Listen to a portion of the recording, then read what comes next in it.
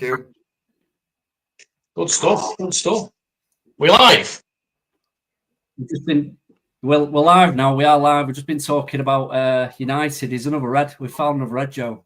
Oh, what's a meet a fellow red? Be bad, can it? The good times are coming back.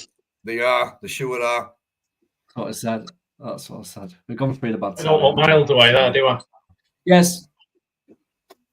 No, you're fine there. Don't know why I'm centre stage, but you know it is what it is. Apologies if I'll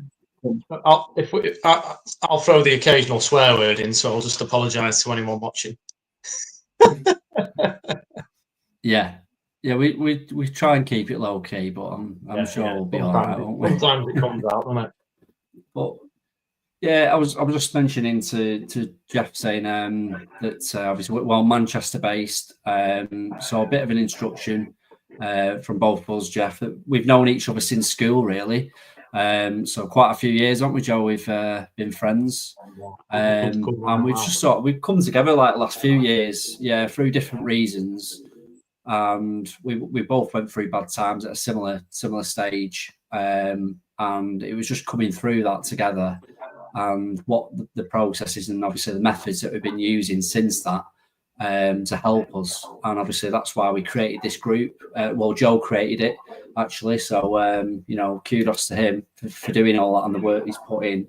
And it was just, that's why I wanted to do it solely for men, because it's on our own experiences. And we just wanted to help, just to help other people. That's what we wanted to do and get from it. Yeah. Yeah, I'll obviously just add to that. Yeah, it's been a good little support bubble we've had. We've both tried CBT in the past. I mean, obviously, as you well know, Jeff, I'm a therapist anyway. But we're great at giving advice out, but sometimes we're not the best at listening. So, in the end, I just let things build up for years, build up. I've had low self-esteem and confidence issues from being a kid, really. I've kind of held myself back. Gone through a bad relationship, and then a bad marital breakup between my parents, and I didn't know how to cope with it. Tried various therapies, tried CBT, and it's, for me, I had a bad experience of it. I just thought there's too much emphasis on positive thinking. I thought, well, that's all well and good, it's great, but what happens when I feel like crap again? What do we do then? And it was a good few years ago, actually. Obviously, Johnny was about the same time with Johnny as well. He went through a breakup, and we were just in a real low place. And I said, you know what, I'm going to try again, get some CBT, and I went through the GP. As usual, you get passed onto a waiting list, and I must have been on that waiting list for about 12 months. Apparently, they'd sent 2 letters out, never received them, removed me from the waiting list.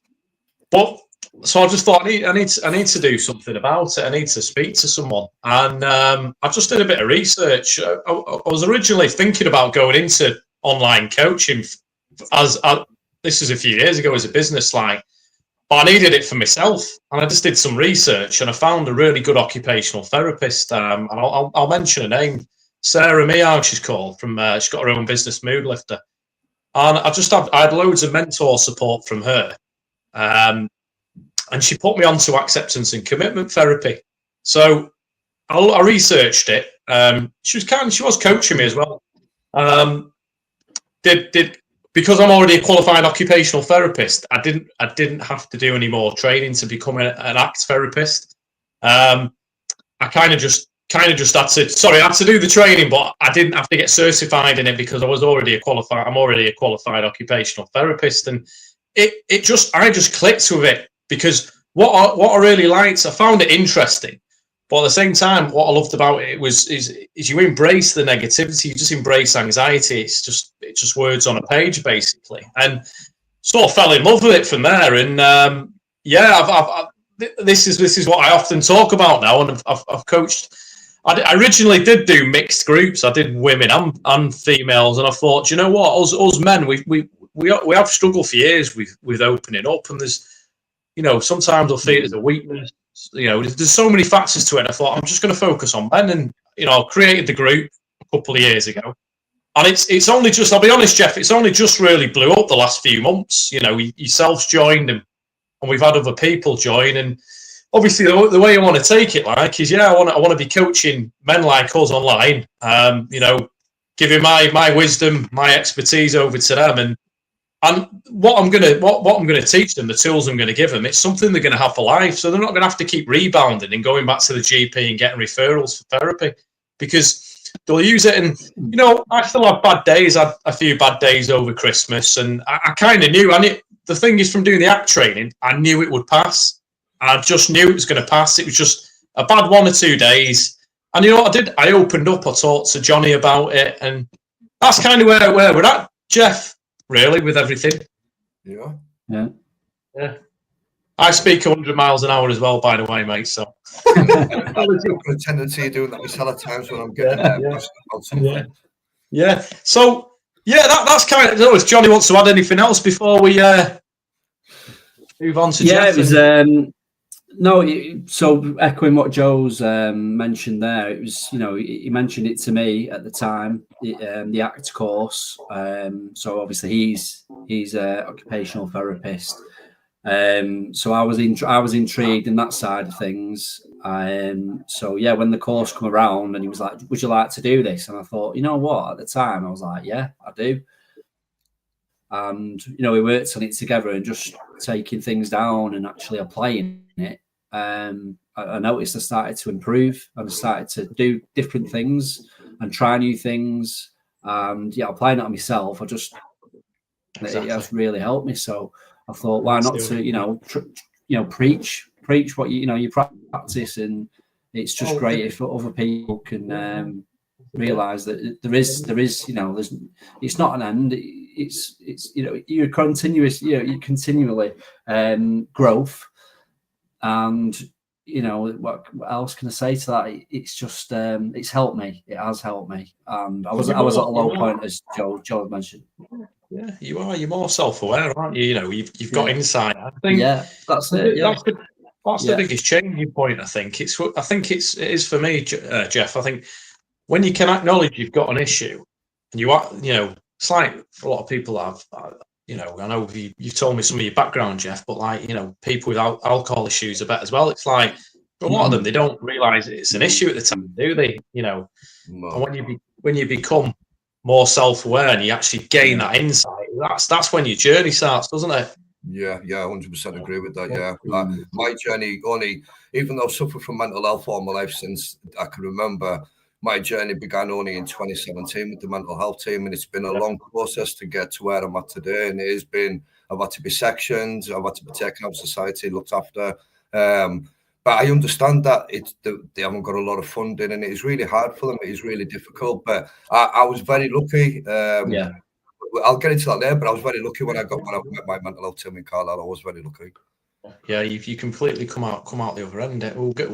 Looking forward to hearing about it. So I think from the two of us, it's really. I mean, again, I definitely recommend it, Jeff. If you do sort of dive into specialising in your field, ACTS would be good training for yourself. You've already got your insight into your journey, and you can transpire that through to other people. And I'll just obviously echo about the acceptance and commitment therapy training, and obviously the only way you get better at ACT is by applying it to yourself. And like you were saying on the group, life is very, very good at throwing you a few issues along the way, just putting a spanner in the works. Just when everything's getting great again, something happens, and it's like, well, if you got the attitude and the mentality, like, shit happens, I might feel like this for a few days, it might be a week, but I do know it's going to pass, Will do. And yeah, that's kind of where we're up to. And so yeah, what do you reckon, Johnny? You done? Should we pass the baton over to Jeff? Yeah. Can't wait to hear, Jeff. All right. Yeah. So I'll just tell you a bit about myself. So I'm Carlisle born and bred. I'm the eldest of four. I've got a sister and two brothers. One of my brothers sadly passed away a couple of years ago, but I'm still the eldest of four. And I always knew from a young age that I wasn't there's something correct in my brain, sir. For me, I wasn't wired right. I was a very dysfunctional child, always getting into trouble. And I got taken to the doctors at the age of 7. And to be honest with you, the doctors just said, you just need to give the lad a good hiding, he says, and get him brought into place. It was old men in suits back in our day, back in my day. Yeah. I was 49 years old, so we're going back quite a long time. It was old men in suits that didn't really have a clue. So from then on, I started hearing voices in my head. I was a very poorly child. I started playing up. I started getting into trouble quite a lot at school. Got expelled from schools. My parents couldn't really control us. And then I started at an early age, say about 11, started messing about with alcohol and drugs. And I found alcohol and cannabis calmed my voices down in my head and calmed things down in my head. So it would slow the process down for us. So I'd be able to get things, ideas, or, to plug things out with. Literally, that's what it was like for us. But unfortunately for me, I couldn't leave it at just that. I was messing about with, I would call it just partying drugs, really, ecstasy, LSD, stuff like that, up to about the age of 14. And then, unfortunately, I got friends with somebody who ended up sexually abusing us for 4 months, this man. So my drug taking just spiraled out of control. I went to my best friend's house one day, and they were smoking something on tinfoil, and I got tricked into it. It was heroin. I didn't know. I got tricked into it. I was 14 years old. First had that, and that made me forget about all my issues, my mental health, everything. Honestly, all I can say, just put a big bubble around us, an impenetrable bubble, warm bubble. I couldn't feel feelings. I was zombified. I couldn't feel emotions. I couldn't really think, to be honest with you. Judgment and everything. Yeah, it changed my life. It really did. And then before I was 15-year-old, I was injecting heroin. It was a very fast progression for me.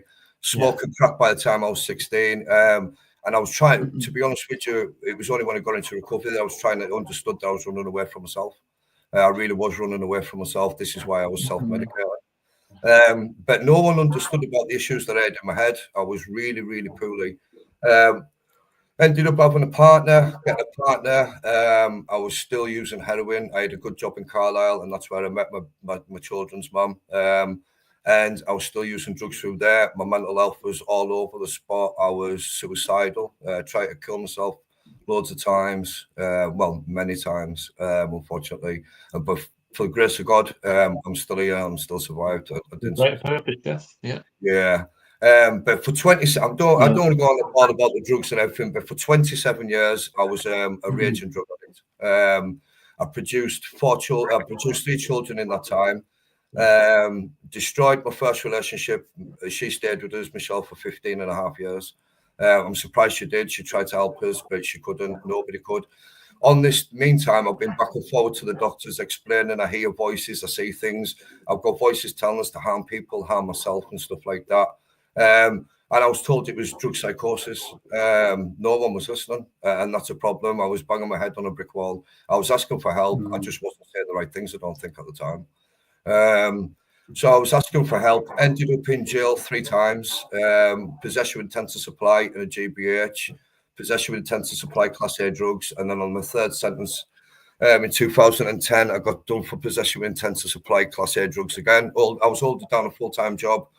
I just wasn't sleeping. See, I've got borderline personality disorder. I've got manic bipolar disorder, and I've got borderline schizophrenia. So my head, I don't really need sleep. 2-3 hours, and that's Jeff energized back up, fully recharged. Add the drink into the process, and Jeff's never running out of battery power. I'm really not. I'm a battery that'll run forever. But then I got clean. On my last jail sentence, I got clean in jail. A gentleman had come in, and I was on a methadone wing.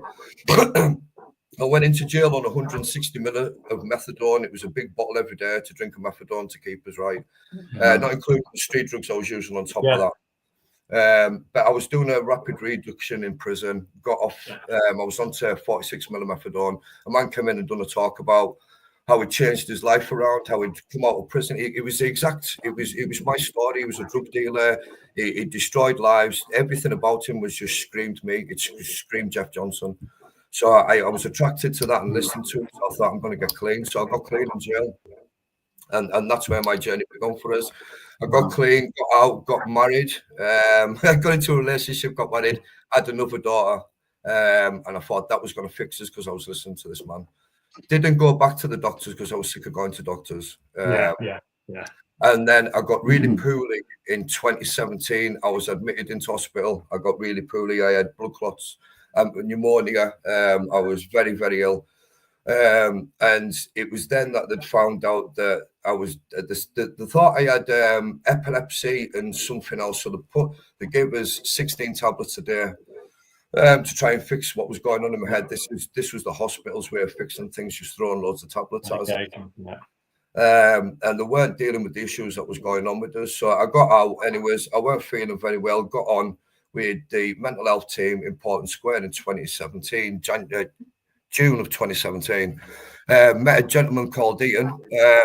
And unfortunately, Ian wasn't the key worker for me. He was just this gentleman that would just listen to us, and then there was no advice, there was no tools, there was no, this is Jeff, this is where you're going wrong, or, you know, just a bit of guidance, a bit of like input from him, you know, but there was nothing really. So I got really poorly again. I was really poorly, and I tried to hang myself. The first time was in July 2017, and that continued to progress. I was always getting caught by my ex-wife. My parents caught us once. I tried to do it 7 times. And on the last time, nearly succeeded. For the grace of God, someone found us and cut us down. And I was taken to hospital. I've still got no. I've seen a mental health coordinator in the Cumberland Infirmary. They came and spoke to us for about 20 minutes. Left. I was signed out of the hospital the next day. There was no help given. No help. No intervention afterwards. Nothing, honestly. And that was a problem. That's crazy, that isn't it? Against the brick wall again, banging my head against the brick wall. And I ended up nearly relapsing because of it. I really did. I was going to take an overdose. I would have never mind the relapse. I would have killed my bloody self. But I would have ended up, you know, taking drugs again. Something that I swore that I would never do. And then it wasn't until I got really poorly in December 2020. I was rushed into hospital again. I had pleurisy, pneumonia, blood clots. I've got emphysema as well. It was all through smoking and smoking drugs all my life. You know, and I own the consequences of my actions. That I've got to deal with that. That's my own fault. It's a consequence of my actions. But I got really poorly. I was taken into hospital. They had us on some medication. It weren't an antipsychotic.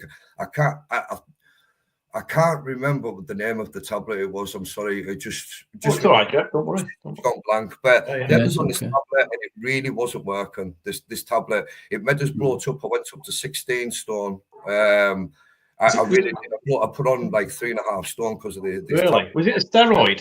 It must have been a steroid. Something like that, yeah. It was in with these loads of different tablets, but I bloated. I really did. I bloated up. And then it was. I was in the hospital. I've been in 5 or 6 days. I was hearing voices, and when I talk about hearing voices, it's like this conversation that those 3 gentlemen are having now. I could hear everything. I was seeing things, and the voices were telling us that the nurses were going to kill us if I didn't get out the hospital. So like multiple voices in your head. Multiple voices in my head. Women's voices, men's voices, my dad's dead voice. But so Jeff took it upon himself 6 days in to get himself dressed and escape out the hospital. So I'd done a run from the hospital, got on the bus, went back to my I forgot to say I got married in 2017. So I moved back in with my parents.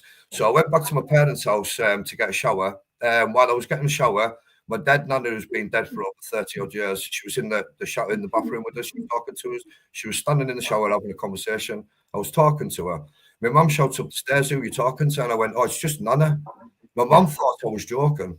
I jumped in a taxi. I got dried, got dressed, jumped in a taxi, went to my mate's house. By the time I got to my mate's house, I walked in his house, curled up on the floor, and I started meowing like a cat. I shit you not, I started my own like Yeah. I could not speak a word. I couldn't get anything out of my head. I couldn't. There was no. Nothing coming out. No words coming out. Wow.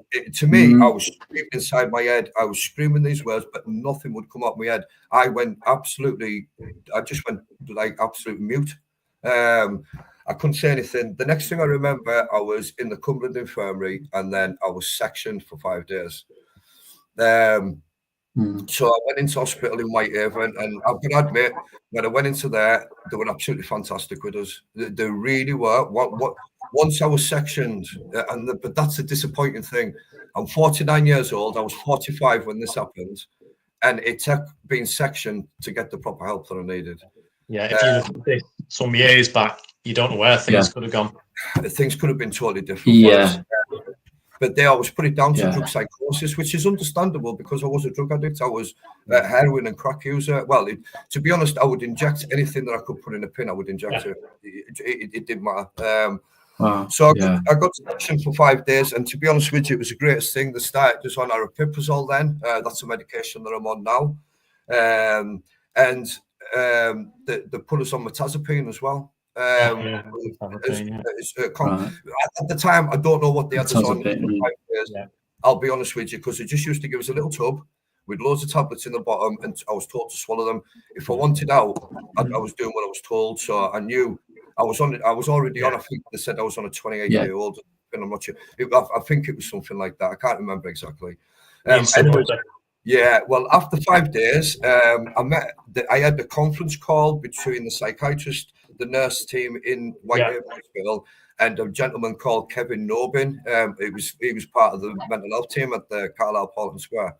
And like I said, this is where my life started to change, and it started to change for the better. And I can honestly say over the last 4 years, my life has been absolutely amazing. Because Jeff, did you have a light bulb moment? Did it just what happened?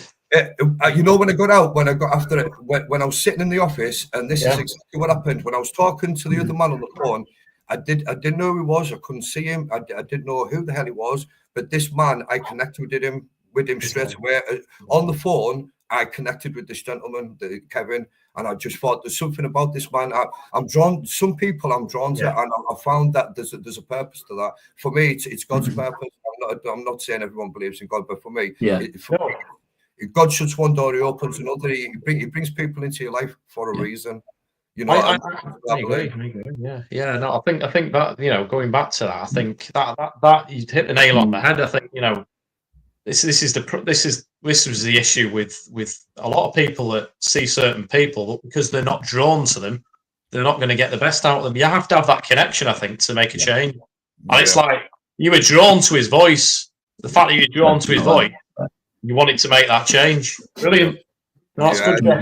It was really nice, and I could connect with him. And then I got out. They said to us on that morning, they says, "Listen, we're gonna, because you've progressed so quickly and you've done exactly what you've been told, we're going to release you with your medication. We're going to send you back home this afternoon."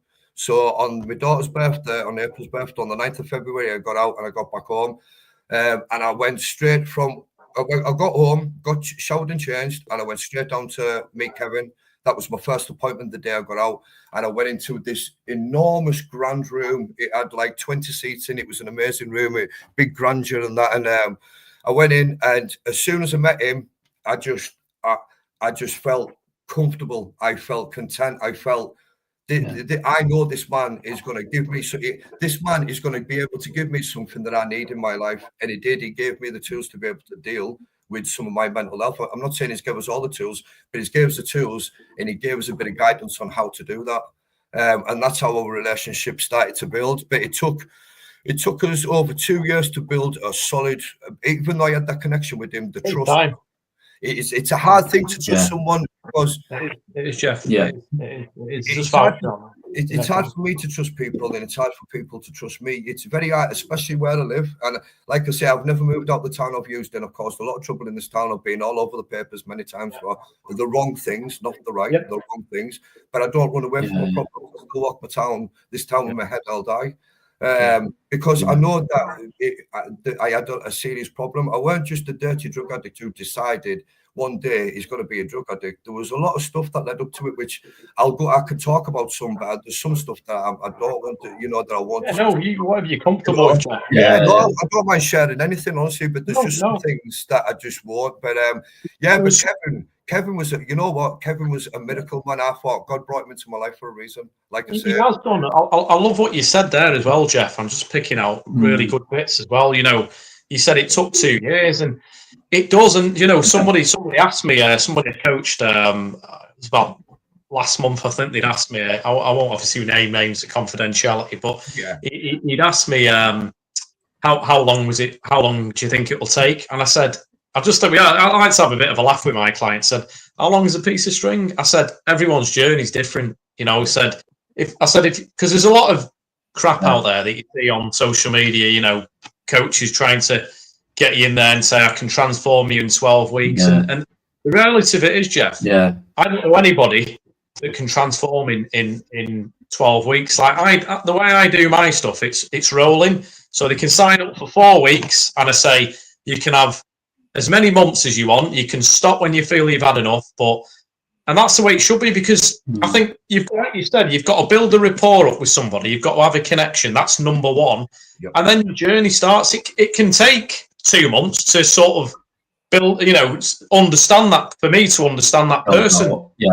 It can take a few years, and this is the message. But no, thanks for. That's a really good point, Jeff. I just wanted to pick out that. So, crack on, mate. Crack on. You're just question away when you want to throw those questions. Really good.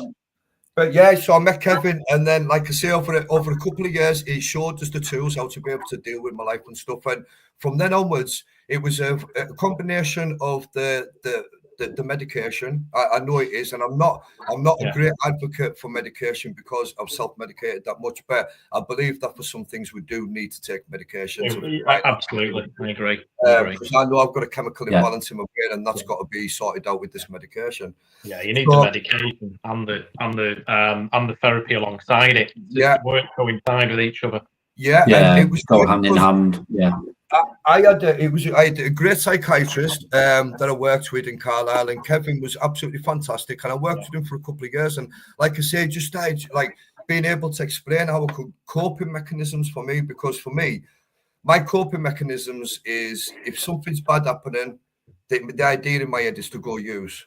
If something's good's happening, I want to go use. This is my train of thought. But through working with Kevin over a couple of years and taking the medication, in 2022, the signed us off with them just into the middle of halfway through 2022. Kevin signed us off. He says, Jeff, I think I've took you as far as I can take you, which was amazing because he brought me a hell of a long way, and that's the truth. He has, because of his guidance, he helped me. Like I say, I'm not dissing the hospital. I'm not dissing anybody. It was just, I just believe that things could have been picked up on a lot earlier if people had listened, and definitely. It's understandable, mate. I worked for years in the NHS, and as a therapist, and I did it. I've heard these stories. I've seen things go wrong, and I've seen things where what's good about us occupational therapists is we kind of piece everything together, and there's stuff where I've had to chase things up because I've not been happy with the care for this particular patient. So I can completely understand why you were frustrated, because all you wanted to do was progress with your life and move on. It took you this long to get the right treatment and get on the right path, and it's frustrating, but you're still young. Yeah, plenty of life left to live. Well, yes, I have. And you're with us, you know what I mean? Yeah, I am very lucky. I am, because I could have been dead. I could have been dead, and then I wouldn't be able to do so. Because I do calling, Jeff. Plenty of good work for you to do. I think you could do some great work with people in your position. Well, I try and do that now. I try and do it now. Yeah, I try and do a lot of stuff now. But yeah, once I got signed off with Kev, it was great. But then I found that I didn't have because that had ended, what Yeah. purpose have we got now? You know, Absolutely, you yeah. understand what I mean? It was just like, I'm left now. So Kev signed us off. He kept saying I'm absolutely good to go back in society, productive member of society. Jeff's got his reservations that he isn't, but this man's saying that I have, and I do trust him because I've got a connection, and I do believe what he's saying. For me, it was like my voices in my head was saying, "He's a freaking." I was going to swear there. He's a liar. No. He's a liar. The man's a liar, you know, and stuff like that. But he wasn't. He was just trying to help. But yeah, once I got signed off, it was for me. It was just like I'm very grateful, you know, because for me that's when my life began at 47. It really did. That's when everything changed. What do you obviously everyone has bad days. What do you do on a bad day now? If you Right. So for me, in the last 2 years, I've found that I've gone into recovery now. So I had some clean time out there on my own. Now I've gone into recovery. So I'm a member of Narcotics Anonymous. So I work the program. I've got a sponsor. I'm working the steps and stuff. And I've got people in the fellowship who, like myself, have suffered. Believe me, and I'm not going to name names because of anonymity. But there's a lot of people in the fellowship that have suffered exactly like me. So there's a lot of people I can go to for guidance. But unfortunately for me, in October 2022, my brother got a blood clot, and he got COVID. And I was at work. I work for the Hep C Trust. I do bloodborne virus testing and I deliver our training. So it's one of my jobs that I do. I also work with a place called Involvement Banking, and that's doing talks on mental health and addiction. I do them up at the Carlton Clinic. I work with medical students from isn't it? 1 to level 7, and these are doctors and psychiatrists who are going to come into the field, and I'm talking to them about what I've suffered from all my life. So for me to do this with you guys is like doing that. It's spreading the message and getting these young ones to listen. When people were coming down, they weren't always prescription chasing. There's an underlying issue. Dig deep and try and find out what was going on. Do you know what would be good for you as well? Have you got a LinkedIn? You what, Joe? You got a LinkedIn profile? Do you go on LinkedIn at all? No. You know what? I'm an old man. I could do emails and stuff like that. And I could do bits internet, but I struggle with a lot of stuff. But listen, after this, if you ever want to link us up with something or out like that, try and help us out. I think there might be someone on LinkedIn I might be able to hook you up with. He works in mental health in the field, and I think you could do a lot of good work with trauma sufferers, you know, through substance abuse and stuff like that. I think there's a lot of good work, but definitely pass your name on to him. Yeah, that'd be great. Thank you. I mean, do you mind sharing some of the stories that obviously it's entirely up to you that's happened during your journey, like some things like you've looked back on now and gone, bloody hell, how did I get there? Well, spending nearly 10 years of my life in jail, you know. I remember when my daughter Courtney, she's 27 now.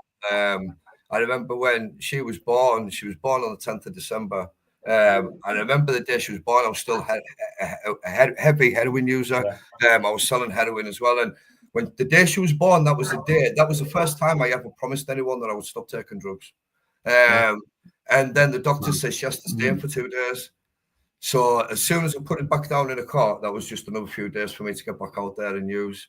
I've done some absolutely disgusting. I've sold drugs to people most of my life. That's my truth. That I've sold the poison that I was using myself.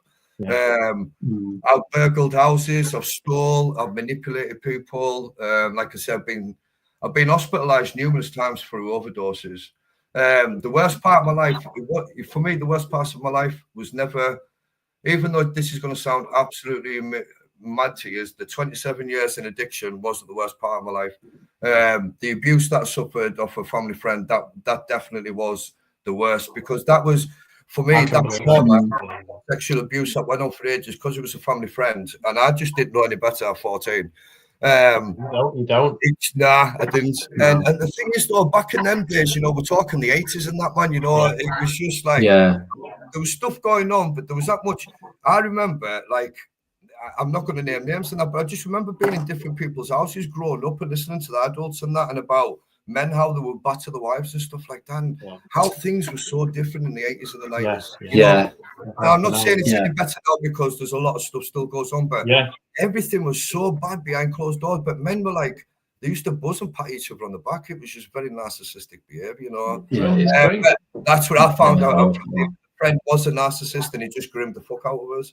Unfortunately, It's kind of, I really did not see it coming at all. I just didn't. you don't, because you're being groomed, aren't you? Yeah. And what that's done, it's just exacerbated everything else, Jeff. You know, that it's kind of led you on the path you got on. Yeah, well, my childhood wasn't the great. I'll be honest, my childhood wasn't the greatest. Like, my dad was a doorman, you know what I mean? Fortunately for me, my dad's not going to say this, so I can speak about it, actually. Yeah. I've never spoke about this. I've done a podcast before with somebody about addiction and that, and it went on for 2.5 hours, but I still never spoke about it. But my dad was a bit of a dickhead. My dad was a doorman.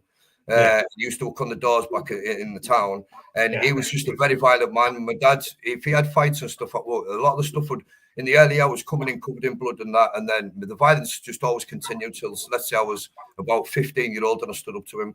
So it was very chaotic life, and it was my mental health was nobody, like my parents didn't understand. My mum was overbearingly loving, and my dad was the total opposite. So you can imagine the confliction. I didn't understand what the hell a parent's love was. And I still, the only reason I found out what a parent's love was when I got clean and I got into recovery, and the parent that I am today to my kids, and a granddad that I am to my 4 grandchildren as well.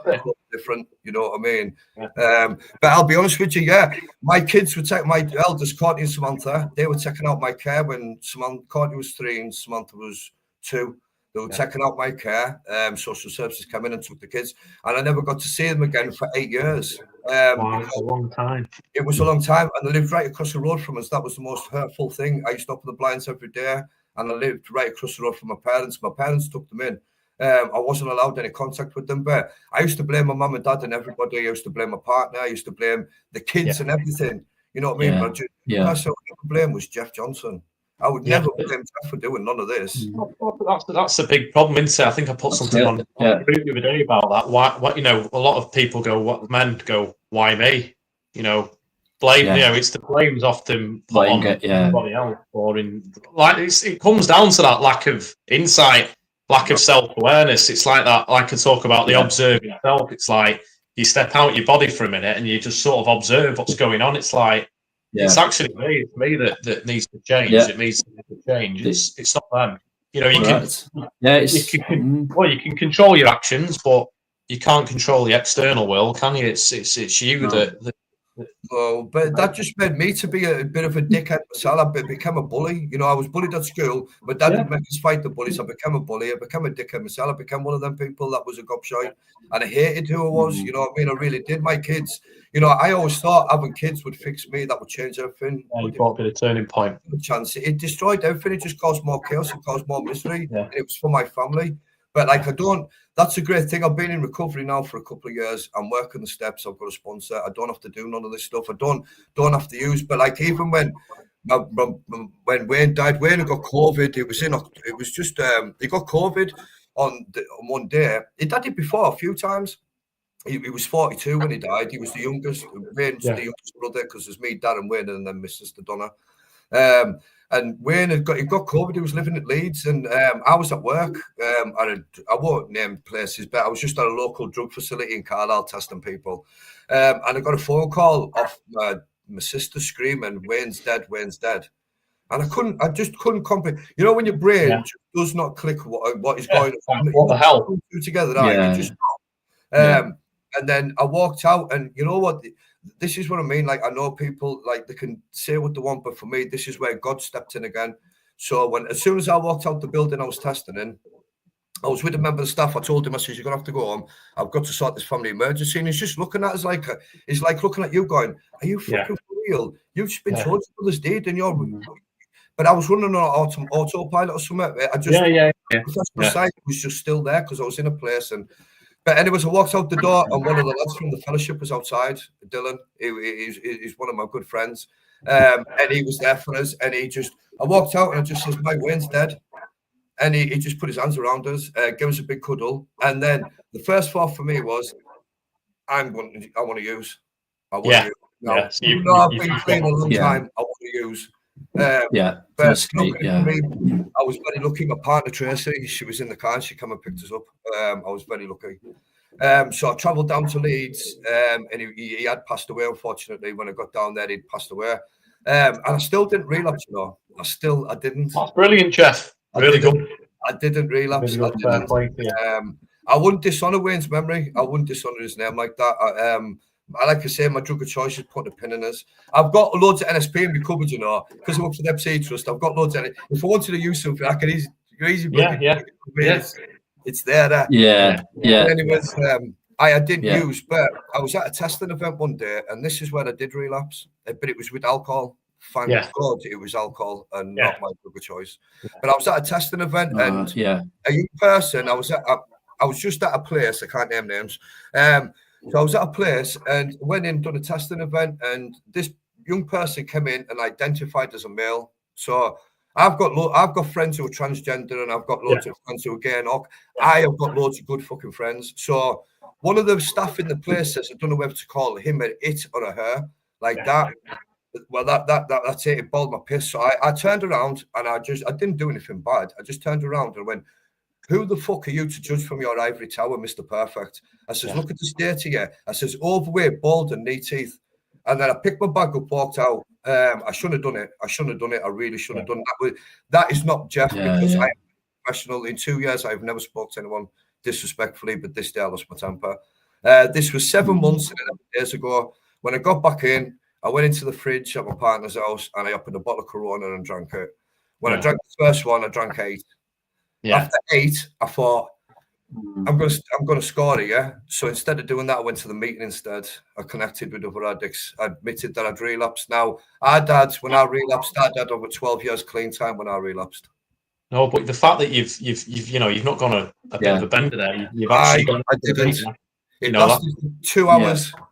Yeah. 2 hours. Which is how good. Like, when you look back at your journey now, how far you've come. Like the fact that you've done what you did. You know, you've gone back into the meeting again. You've gone, look, I've relapsed. Yeah. I've done 8 beers.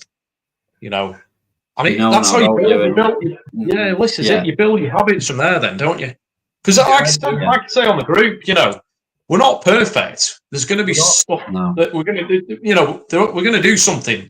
We've got a lot of lives left to live, but it's how you bounce back from that. Yeah. You know, say like at Christmas, I let my hair down. I've got a better relationship with alcohol now because I just used to use it to suppress my emotions. I drink heavily at the weekends. I had a bit of a blowout at Christmas, but I had a date in my mind. I said, right, I'm off to France with my missus for Christmas. I get back on such and such a date. I'm back to my routine again, and I stuck to it. I did do. I allowed myself that time to let my hair down. You know, like I said, there's going to be times where we're going to get tested, and it's how you bounce back from it, isn't it? Yeah, well, like I did, I knew, and then even though, like, I've been in recovery, so I'm working the steps, so I knew I had to own my part, so I apologised to the person, and I did get in touch with them a few weeks later, apologised to that gentleman, and I said that I was sorry, I shouldn't have spoke to him, he apologised, but that was, for me, that was just, it was a stupid thing, I should have reached out, but you know, when Wayne died, I reached out to all my friends, for once, I picked that up, and done something positive with it, and I reached out and didn't use, but I took my foot off the pedal and I did. But since then, I've had the relapse, and you know what? It's just made us come back 10 times stronger. Because I love what you said, Joe, about perfection. Because you know what, mate? There is no such thing as perfection in this world. And anyone who believes that they're cracked, they're more cracked than what I am in the head because they're talking about us. No one's perfect. It's how you learn from it. Like, we're full of flaws. We're humans. We're full of flaws. We make mistakes. It's how exactly. You know, it doesn't matter if you fall down 8 times, you get back up 9 times, don't you? That's mate. What you do, you hold your hands up and you go, "I fucked up." You know, that's all you have to say after. Like, you know, I can be a bit impulsive sometimes. You know, I can snap over things, but I can relate to that. Afterwards, you know, exactly. I can 5 minutes. You know, I'll just go. What I tend to do now is I'll go. I'm not going to respond straight away. Give me a minute. Come back in and go. Right, it's not that big a deal. Do you want to have a laugh? Right. So did a full shot on Monday, and we're having the kitchen ripped out at the minute, and so it's a tip. So my missus unplugged the fridge. I've done a full shot. I come downstairs. I've got, oh, fuck's sake, full chicken in there. So I went back up. I just thought, I didn't say anything. I just thought 5 minutes. Just ease it down, Joe. It's not the end of the world. It's fine. Goes back upstairs. I went, can I just ask, how long has the fridge been off? She went, I don't know. And she thought it was going to start going on and on and on. And I went, oh, fuck it. It is what it is. It's happened, you know. And deep inside, I'm like, fucking hell, I wanted that chicken. But like, no, it's just things like that. It's little things like that, you know, because there's obviously greater ways you can snap at people. Like, someone would piss me off, I could fall out of them. I wouldn't speak to them for weeks, but I haven't done that for ages. It's like you build these smaller habits up because nobody's perfect, are they, at the end of the day? No. You know, you know what, though? Go on, sorry, Johnny. Yeah, I was just going to add to that. I think a lot of it, you just respond to things, whereas like Joe said there, you know, you just hold, pause, just re-collaborate and just think about things a little bit. And that's where I've learned a lot now. Whereas before I used to be straight to things, you know, impulsive. And I was just now I just think, wow, I'm so different to how I was back then. But again, it comes with time and using methods to help you going forward. But I'd just like to add there, Jeff, on your story about you saying when you got sectioned and how much it's helped you. It resonates with a little bit with me because I've got a friend that I work with. His son's just recently been sectioned. I don't know if I've not mentioned it to Joe, but how you said that it helped you and that's what you needed. You know, I'll go back to him and I'll mentioning that that's the help that his son does need, and so it's just a great story to hear, honestly. You know, so I hope that does, definitely. It was great help there I got in there, Johnny. It was fantastic. The doctors would meet the nurses. They worked with us. They talked to us. They dug down and found out what was at the bottom of all of this. And I knew what was at the bottom of it. Right. And it was only when I got into the recovery side of things. I was white knuckling it. Out there for 12 years. I didn't have a program behind us, and it was uncomfortable. The only thing I changed was I wasn't putting poison into my arms anymore, or into my neck, or into my groin, or into my feet. You know what I mean? That I hadn't changed anything about us, but being in recovery, I've changed so much. Working the 12 steps that I'm doing, I'm changing, I'm evolving into somebody else. That is like, I don't know who I am yet. And that's a beautiful thing about my program, is that I don't make big old plans. I only live just for today. Today, all God has guaranteed me is today. Put my head on that pillow clean. Yeah. Wakes us up again tomorrow. Thank you. I've got another day at it. I plan holidays and, I plan the normal stuff, but I only with my program. And I've worked that, and that's what I do. And I've got empathy. I've got and working with the Hep C Trust. You know what, the Hep C Trust were absolutely fantastic with us. It's a charity, as you know, but they got us counselling. A guy called Alan Bryce. He's been a counsellor for well over 4 decades. I got 6 sessions with him. They paid for it. You know what? We became that good of friends.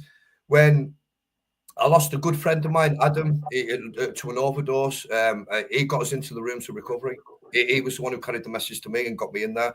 He overdosed. I tested him on the morning at a local place at 9:30. I sat with him for an hour because he was intoxicated and done it on tablets. At 2:15 that afternoon, I identified his body at the Cumberland Infirmary to the doctors. Yeah. And that's where I like people with me, because I've got a disease, the disease of addiction. A lot of people won't like resonate that. They'll say, no, you're not. How have you got a disease? I have got a disease. And my antidote to my disease is going to my meetings, having service, working the steps and having a sponsor. I didn't think sitting in a circle with other addicts would cure me, but believe me when I tell you, as God is my witness, it keeps me clean. Since that, I've only had that one relapse. And I know I don't have to use. Wayne's anniversary came up on the 26th of October. His birthday came up on the 28th of November. I still didn't use. I still haven't used. You know what I mean? And I don't intend to. Yeah. It's because I've got great friends in the fellowship, brothers in the fellowship, but it's mixed. Obviously, it's men and women, but men keep with men. Women keep with women, you know what I mean? So then there's no grey area. It's black and white only, you know what I mean? And that's rules and regulations. But no, that program I won't delve into it all because that's not for the show. But it saved my life. It has saved my life, and it gave us an understanding. Meeting Kevin, getting sectioned for me it was what Jeff needed, because Jeff was that burnt out. I was too stubborn to ask for help. And any men that are listening tonight, please, if you're struggling, ask for help. Speak out. We're not weak. We were Yeah. brought up, programmed as men to be these providers, the strong men, provide for your women, provide for your children, defend them to the death and that. No, I'm bringing my son up. Listen, be a hard worker, but your partner can earn just as much as you, or if not, or respect her. Do never, ever lift your hand to her. Listen to what your partner's got to say. I'm bringing my son up to be a man, not a warrior. Yeah. Because my Words, mate. Yeah. to bring a warrior up, he didn't want to bring a man up. Yeah, it is very wise. Yeah. No, it is, mate. Yeah. It is, and I'm vouch for that. You know, it's true what you're saying. It's like I think a lot of men see opening up as a weakness. It's not a weakness. It's a strength. You can open up. That's a strength. Yeah. It's a superpower. Yeah. The superpower. There's strength in that weak. There's a strength in that weakness, isn't there? Do you know what I mean? The ability to open up. Yeah. We're full of fear, men, aren't we? We're full of fear, but face everything and rise. That's what fear stands for me. Yeah. Face everything and rise. It's true. I have to check in with myself sometimes. I'll have a laugh with my other half. I'll say to her, "Listen, if you get rich tomorrow, I'm jacking my job in." He says, "I'll be the housewife." Honestly, I'd quite happily do that. Right. I swear to God. Do you know what, guys? I think we should wrap it up on that. That was a good ending. Yeah. What do you reckon? No, it was a nice story. Yeah. Are you happy for us to share Love to hear that story on social media? That's been amazing, mate. Absolutely. Honestly, yeah. You're an absolute star. It was great just to hear your story. And honestly, I think you're going to do a lot of great work with people as well. Thank you. Cheers, Johnny. You're a good lad. You're a good lad. And you sounds like you already are. Lovely to meet you. You're doing great work already. So keep it up, mate. Cheers, boys. Thank you very much. See you, Johnny. See you later. Ciao. See you guys. Take care. Bye. Bye. Take it easy. Bye. Cheers, Jeff.